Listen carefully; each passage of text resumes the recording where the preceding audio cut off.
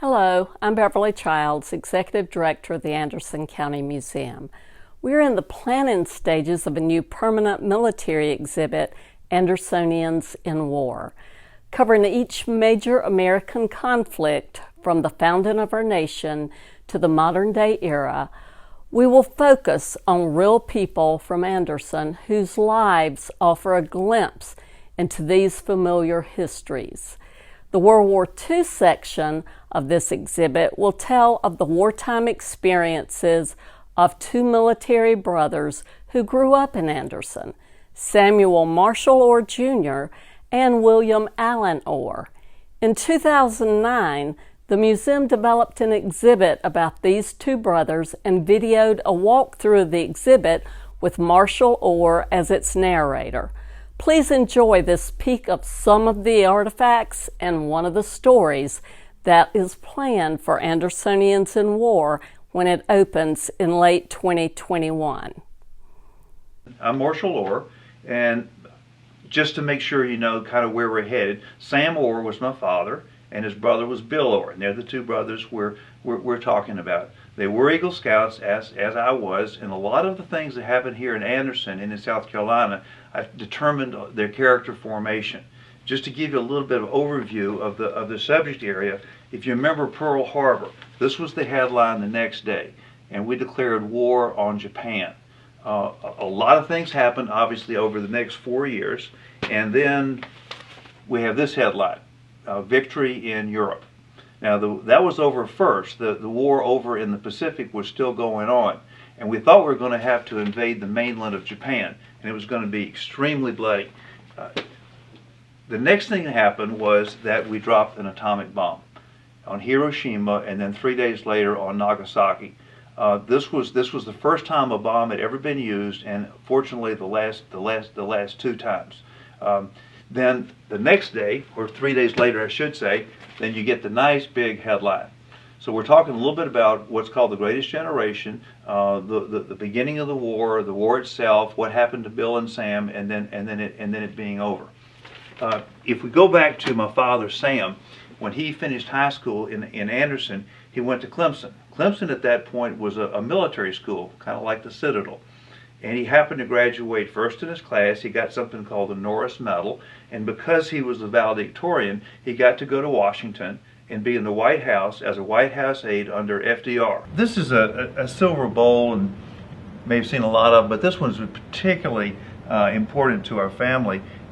Right before the war, my father was a White House aide, and he was in the White House, and now he was going to get married. He's being called away to be on this kind of secret Enigma coding machine project.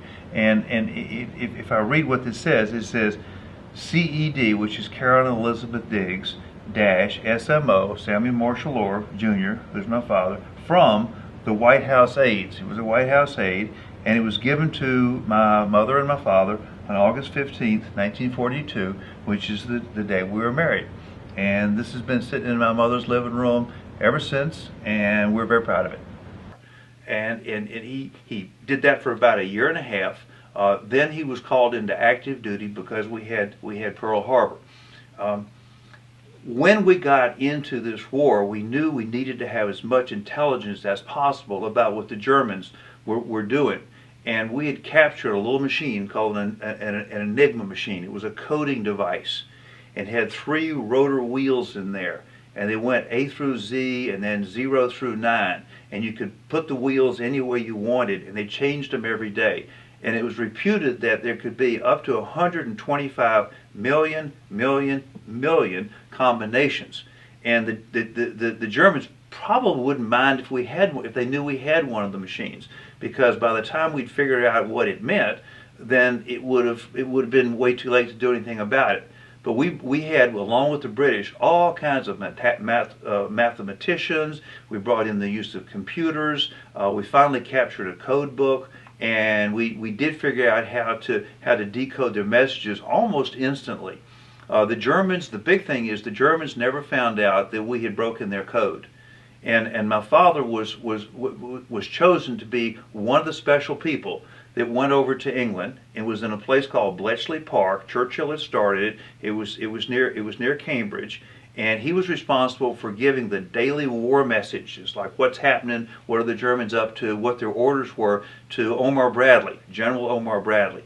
He was kind of the second in command on D-Day behind Dwight D. Eisenhower, who was the supreme Allied commander. My father's job was to tell Omar Bradley what was going on. Interesting letter from my father to my mother that we found out about later was he said, I came out this morning from doing my job. He couldn't say what he did. And I looked overhead, and there were hundreds and hundreds of bombers, and they were lining up to go across the channel, and that was D-Day. That was the Normandy invasion, and that occurred, and you probably heard all about that. On D-Day +7, in other words, a week after D-Day, my father was put in a single-engine airplane. He had all the latest German intelligence from this little coding machine. And he also had a suitcase with all the information and a poison pill. And he flew over the English Channel, and he landed on the beaches of Normandy, and he walked into a tent, and there were all the generals that had just spent a week getting there, and they didn't know where the Germans had gone. He was able to relay that. I'm pretty proud of him, and he spent the next, I think 5 months with the 12th Army, with Omar Bradley, moving from Normandy all the way to Germany. Now that was kind of his story, and it was pretty interesting. Now, meantime, the war over in the Philippines was going on, and Bill Orr had gone to West Point, so he was a career military guy, and he had been assigned to the Philippines, to Manila Bay. And the Japanese started bombing those islands the day after they did Pearl Harbor. It took about 4 months, and our troops, including my uncle, had to surrender. It was the largest surrender of Americans, really ever. And they went on something that's kind of infamous as the Bataan Death March. Bataan was the place, and the Death March lasted, I'm saying, about a month. It was about 90 miles, no food, no drink, and boy, they were pretty rough on our people. A lot of them died and didn't survive that death march. So Bill Orr was a POW for 3.5 years. My father, the people in South Carolina, really didn't know exactly. They had one little Red Cross letter, but they really didn't know very much about how he was doing. Now he was the one in charge, and so he had to negotiate with the Japanese for grains of rice, and he got like a half ration. And there wasn't much food to go around anyway, so he lost, I think, about 60 pounds during that 3.5 years.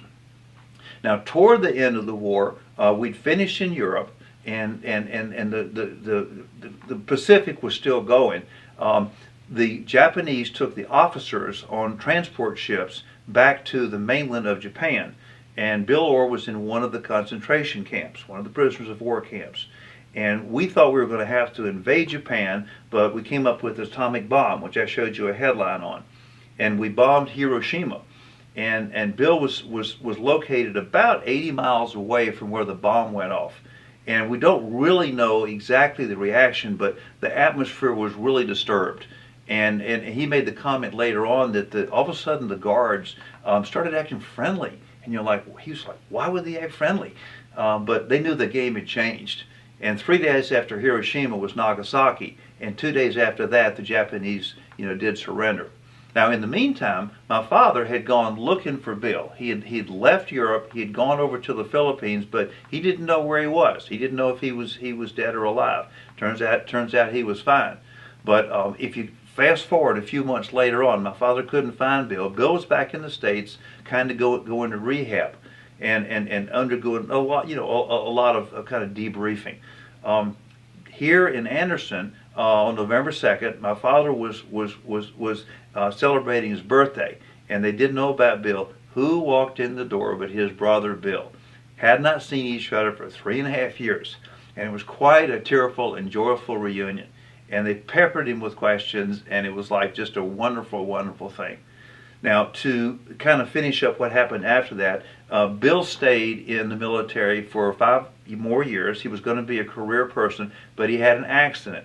He wanted to be a parachutist, and he rented an airplane, and he was practicing doing a drop, and he landed in the Mississippi River, and the parachute was an old-fashioned one, very heavy, and it landed on top of him, and he drowned. So his career was over 5 years after the war was over. My father, Sam, continued on. He ended up working for Haynes Hosiery in Winston-Salem, and he had myself and a brother. Interesting kind of side story. It's called the Two Watches, and you'll be able to see for yourself. But both Bill and Sam were given gold watches when they turned 21 because they had not smoked or had a drink, and I think he was truthful. And my father had his watch.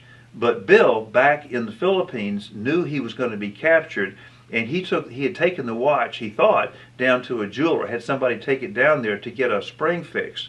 And when the Japanese invasion occurred, he figured, well, there goes my watch, because the first thing they're going to do is go take things from jewelry stores. But he did not know this, but a Filipino woman had taken his watch along with some other things, and she'd buried it in her backyard. Okay, now 3.5 years goes by. Bill has been freed from being a POW, and he's going back to Manila to be able to fly to the United States. And a buddy he had known said, I know where's that girl, where's that woman, where's that one that took our stuff? I wonder if there's any chance. And lo and behold, they found her. Mystery of mysteries, they found her. They went in the backyard and they dug it up, and there were the two watches. And that made that was almost unbelievable kind of thing that happened. One kind of, epilogue or rest of the story you might find interesting. It seemed like it was finished there, and we had a little will about this big, little tiny will, and it said it was one of those being of sound mind and body in kind of a format thing. And Bill, my uncle, had kept it in his shoe for 3.5 years while he was a prisoner of war, and he was buried here in Anderson. But we found that there was another will, a will he had done after he came back from Japan, and it was a regular long will, several pages. And in the will he said, my final wish is to have my ashes spread around Manila Bay. That's in the Philippines, because those were the people, the other soldiers, they were the ones he'd really bonded with. And so my family hired an airplane, and we've got a priest, and we sent some ashes over to Manila, and the plane went up, and they poured the ashes, and they read a poem which was about how he felt in terms of his comradeship with all his buddies. So that's kind of the rest of the story, and we feel really good that we're able to fulfill his last wish.